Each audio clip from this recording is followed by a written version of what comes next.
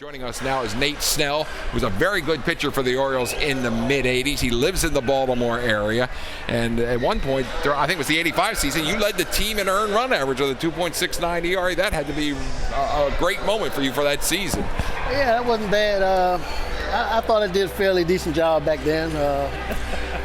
Being a reliever, what can you say? I had a good sinker ball back there and had them beating it in the ground, so I did pretty good, I thought.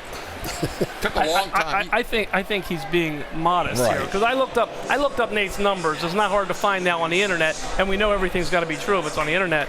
And if these numbers are right, you were terrific. And I think during the time that you were trying to come up, you had guys like Flanagan, of course, and in the bullpen, Tippy, Stoddard, Boddicker, Welchel, Stanhouse, Storm Davis. Some of these guys were trying to make their way into the rotation, and Dave Ford, Bill Swaggart, or John Flynn.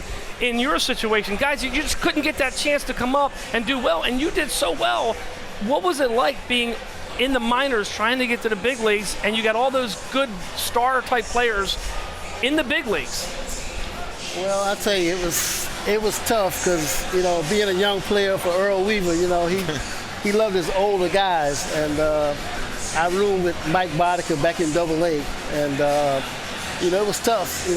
He had to go up and down a few times before he came up to the big leagues. So when I got a chance to come up and really pitched and did well, and they got a chance to look at me, in the big leagues, that was good for me. Earl got a chance to see me. He's going to see me in spring training. So I was the guy that came in and tried to keep the game close. When the game was kind of out of hand, I was a long reliever. Nate, you spent 8 years in the minors before you ever got to the big leagues. Was there frustration to the point where you ever thought about, just hanging it up before you ever got to the big leagues? Well, everybody's goal is to make it to the big leagues. And when you're in the minor leagues and knocking around like that, and you get those thoughts in your mind, whether or not am I good enough, or what do they think about me, how long am I going to stay in this game, because I gave myself a goal 5 years, see how it goes from there, and 5 years turned into almost 8 or 9. So. Now you live in Baltimore. Why did you make Baltimore your home? Yes, I live in Randallstown. I've been living there ever since '85 when I came up with the Orioles. I like it here. Everybody comes here and they love it in the Charm City.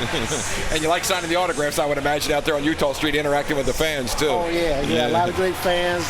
A lot of folks I've met, playing the game, and a lot of them come back, from time to time to see me and sign autographs. He's worked for 26 years for UPS, big-time Baltimore, and we didn't even know you were still here in town. We appreciate it. Thank you.